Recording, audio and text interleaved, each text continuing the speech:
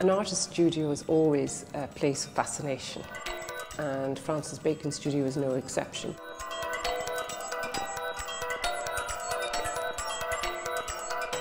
It's a real pleasure and honour for us to be able to celebrate Francis Bacon's centenary. That's the reasoning behind this exhibition, Francis Bacon, A Terrible Beauty. This is taking things in a very new and in a very important way that has really not been looked at before. He worked in such unusual ways in the formation of those images, and this really uncovers that in an unprecedented way.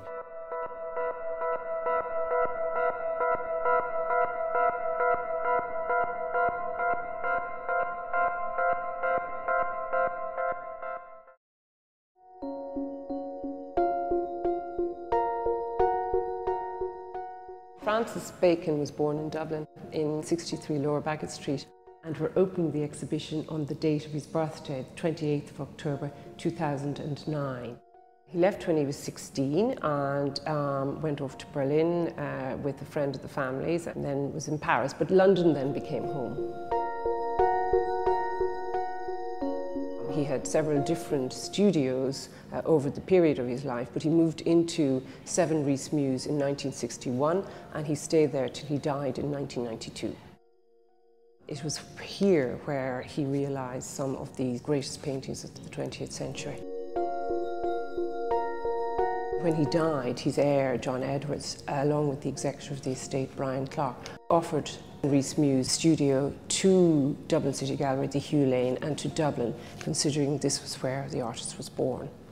I saw it in Rhys Mews before it was dismantled, and literally you came up this incredibly steep staircase, and then into the right was this absolute mess of a studio. It was like walking into the artist's head. Books and papers and photographs strewn about the floor. Paint all over the walls, these incredible paint marks, really vivid, where he'd basically repeatedly cleaned his brush. Slash canvases on the shelves, all these paint brushes. It was like a latter-day Egyptian tomb in a way.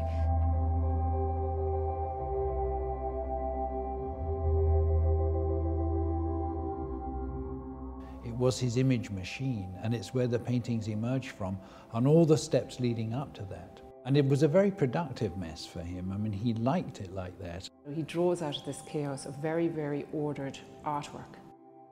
The rest of his muse, which was very modest for a man of his means at the end, it's also very tidy and ordered. So the studio was a place apart.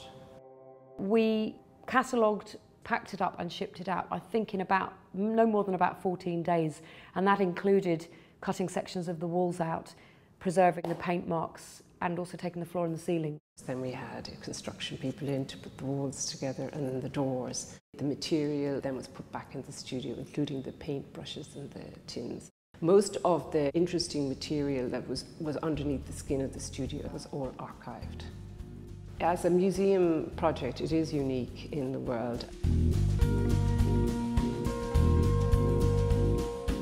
We were very concerned when we planned the recreation of the studio that it would be extremely faithful to the original.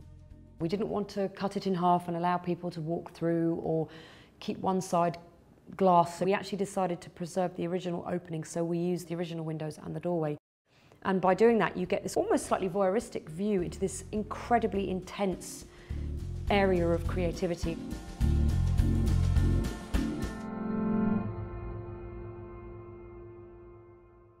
This exhibition is singular in the canon of Francis Bacon exhibitions. There's never ever been a show that has looked at how he worked. The guiding principle for this was that what Dublin has here is a unique archive of more than 7,000 items, the contents of Bacon's studio. The reason we have great paintings in the exhibition is because what he made, what we're most concerned with, was paintings. However, he worked in such unusual ways in the formation of those images, and this really uncovers that in an unprecedented way. What we aim to do with this show is actually just show how the source material, the evidence of the slash canvases, and the materials and the ideas came together to form his paintings.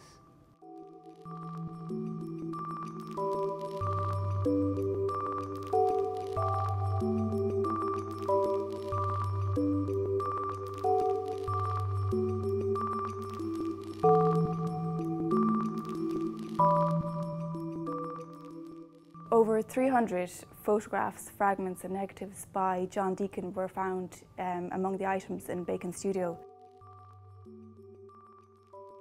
John Deacon was really one of the finest photographers of his generation, and the robustness and directness of Deacon's photographic vision really resonated with Bacon.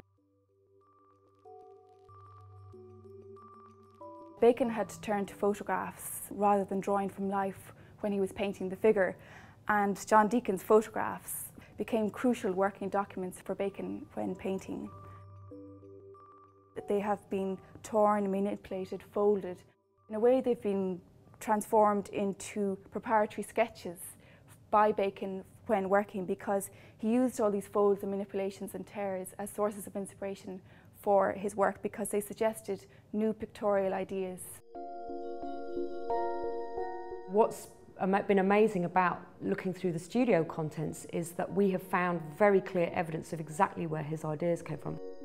Often the person is manipulated in quite a radical way, but sometimes you can see a clear parallel because he'll have taken that photo and used it in its crumpled state, the fact that it fell on the floor and he walked on it for years, or he actually deliberately folded it. He will take that and reproduce it in a painting. One of the main things in choosing the paintings was to select things which weren't too familiar.